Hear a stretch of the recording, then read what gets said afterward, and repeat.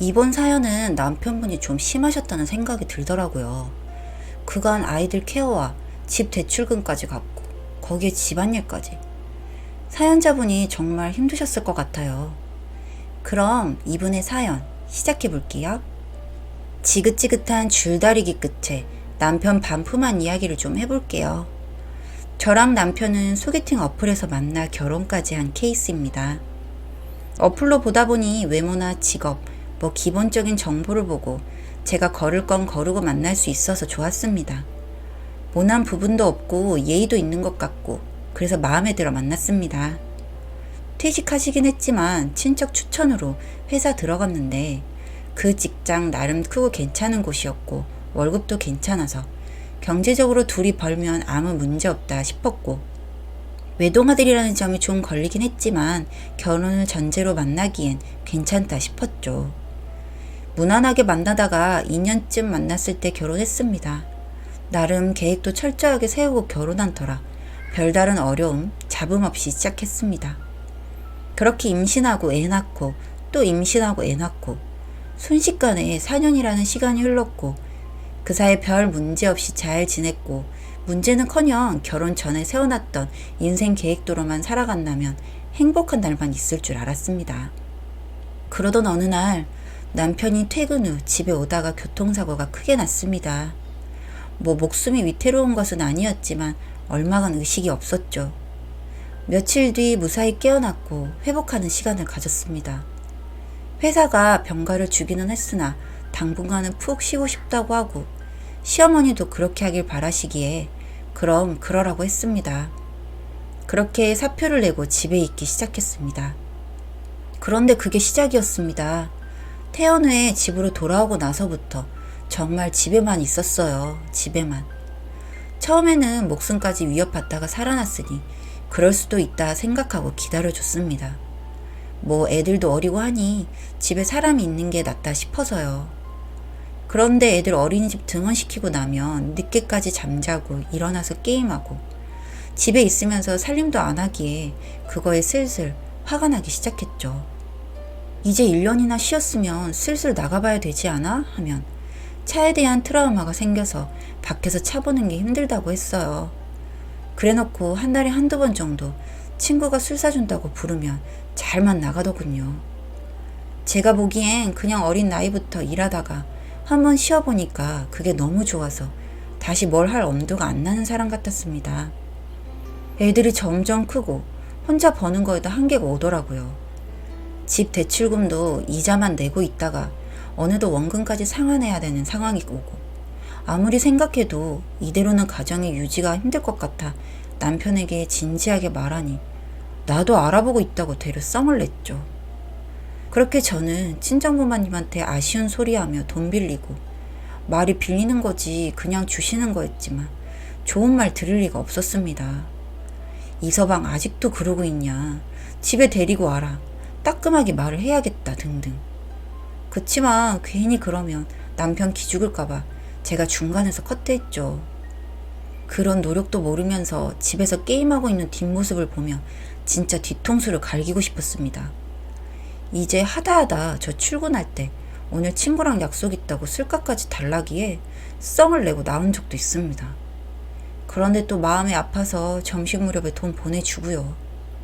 그런 날들이 계속해서 이어지다가 명절 때 시댁에 내려갔죠. 내려가서 혹시 부모님 앞에서 얘기하면 좀 알아들으란가 싶어서 말했다가 본전도 못 찾았습니다.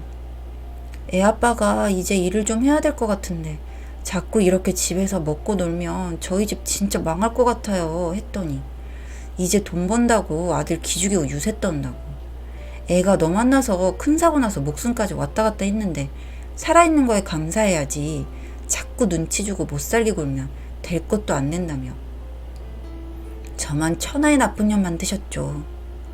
진짜 화나서 명절 때 돌아오자마자 성질내니 이제 나이 37살인데 어디 신입으로 들어가기도 못하고 경력직 뽑는 것도 잘 없고 사업을 해보려니 미천이 없는데 어쩌라는 거냐는 식으로 들이대기에 막노동이라도 해라 그럼 소리 질러버렸죠.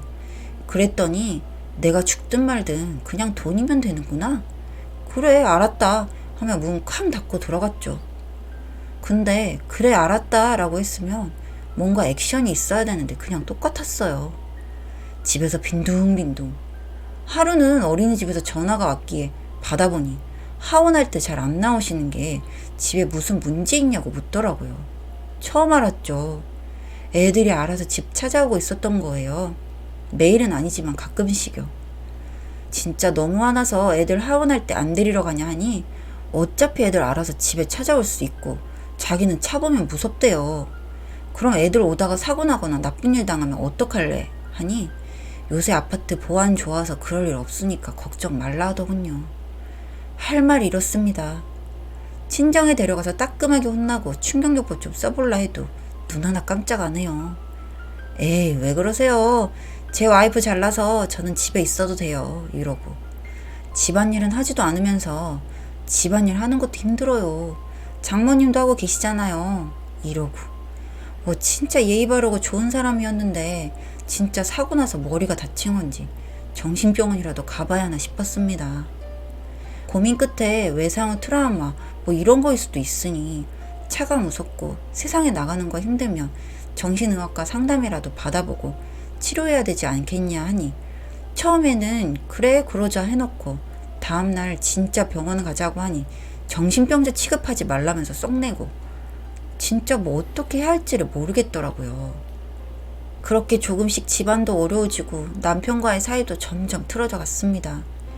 애들이라도 잘 보면 집안일이라도 하면 그냥 전업주부 남편으로 인정하고 살 수 있었겠지만 전혀 그런 것에는 관심이 없으니 제가 화가 날 수밖에요.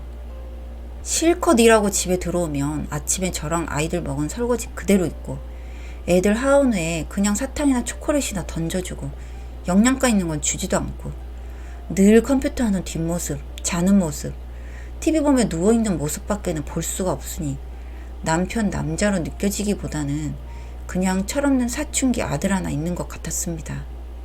그 와중에 시어머니 아들 걱정된다며 가끔씩 와서 하루씩 자고 갈 때는 제가 할 일이 2배가 되고 또 진짜 열받는 건 아들 기력 회복해야 된다고 보약지어 오면서 제 거는 챙겨주지도 않고요.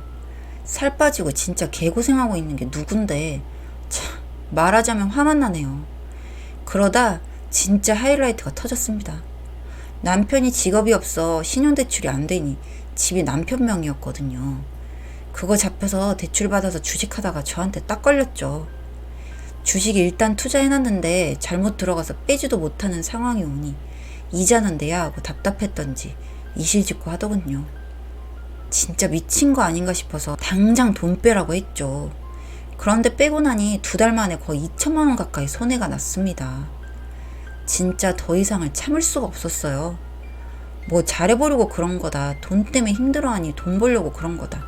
아무것도 들리지 않았어요. 남편 구실 못하는 것도 힘든데 이제 뒤처리까지 해줘야 되냐. 넌 진짜 사람이 아니라면서 욕했습니다. 그랬더니 자존심 긁는다고 난리치더라고요. 저도 지지 않고 운 좋게 능력도 안 되면서 친척 인맥발로 좋은 회사 들어갔으면 그만두고 나면 또 그런 회사 들어갈 줄 알았냐고요. 막상 찾아보니 눈은 높은데 갈 곳은 없고 노가다 하기는 싫고 너 심리 그런 거인지 뻔히 다 한다 하니 얼굴이 뻘개져서 터지려고 하더군요. 그냥 여기서 그만하는 게 낫겠다 했죠. 처음엔 빌더라고요. 진짜 잘못했다고 노가다라도 해서 채워넣겠다고요. 그럼 집 명의부터 당신 명의로 돼 있는 거 다 나로 돌려놓고 당장 다음 주부터 일하러 나갈 수 있냐 하니 그놈의 돈도 난다고 또 지 혼자 열폭하고 하는 말이 제 빗으로 꽂았죠. 니 때문에 내가 반병신 돼서 이러고 있다고요. 아 그래서 내가 뭘 그렇게 잘못했냐 하니 엄마가 처음에 재수없는 사주라고 결혼하지 말랬대요. 그래서 그런 거 안 믿는다고 결혼했는데 결국 사고 났다고. 그리고 매사에 잘난 척하고 다 계획대로 해야 하고 자기는 그렇게 살아본 적 없는데 그 기에 눌려서 점점 바보 된 것 같다고요. 그래서 그냥 그래 했습니다. 진짜 그렇게까지 생각하고 있었다는 것과 시어머니도 결혼 전에 그렇게 말했다는 것도 소름 돋고요. 어차피 이렇게 애들 키우나 남편 없이 키우나 저한테는 다를 게 없었습니다. 되려 남편 없는 게 더 도움될 것 같았죠. 너 같은 논팽이 같은 놈 처음에 믿고 결혼한 게 내 최대 실수다 날려주고 다음날부터 이혼 준비했습니다. 뭐 어차피 생계 유지 회피, 배우자 몰래 담보대출로 투자. 저한테 유리하게 재산 분할은 가능했습니다. 시어머니 저한테 독하다고 욕하다가 막상 진짜 이혼 다가오니 회유하라고 하기에 그렇게 귀한 아들 평생 집에서 컴퓨터 하는 거 지켜보면서 보약 먹이라 했습니다. 오냐오냐 하면서 삼시세끼 밥 차려주고 나이 환갑쯤 되면 취직시키라고요. 속이 후련했습니다. 저희 부모님도 차라리 잘 됐다고 말해주시고 주변에서도 잘했다고 할 만큼 했다고 응원해 주셨습니다. 진짜 사고 난 후 몇 년 동안 전 제가 할 수 있는 거 다 했다고 생각합니다. 그렇게 이혼하게 되었고 남편은 애들 부양할 능력이 안 되었기에 제가 양육권 가지고 키우게 되었고 저희 부모님이 도와주셔서 어려움 없이 키우게 되었죠. 집도 먼 것이 아니었는데 여태 회사 일에 육아에 정신병자 남편 뒷바라지 한다고 자주 찾아뵙지도 못해서 정말 죄송스러웠어요. 이젠 남편도 아니죠. 그 논팽이 놈은 뭐 재산 분할한 걸로 담보대출한 것 같고 캥거루족 중입니다. 아버지 어머니 밑에서 어리광 부리면서 살겠죠. 그치만 뻔합니다. 한두 달이죠. 진짜 계속 그렇게 같이 생활하면 미쳐 팔짝 뛸 겁니다. 양육비 지급 신청도 내려져서 한 달에 얼마씩 돈 보내야 되는데 어떻게 하려나 싶어요. 일부러 취직 더 안 하려나요? 이제 반품한 그놈 속이 시원합니다. 진짜 가슴에 돌덩이 하나가 들어차 있는 것 같았는데 이제야 좀 뻥 뚫린 느낌이 드네요. 진짜 제가 재수없는 년이라 사고 났다 쳐도 정말 할 만큼 했습니다. 후회 없어요. 읽어주셔서 감사합니다. 사연은 여기까지였고요. 우리 사는 이야기 시청해주셔서 감사합니다.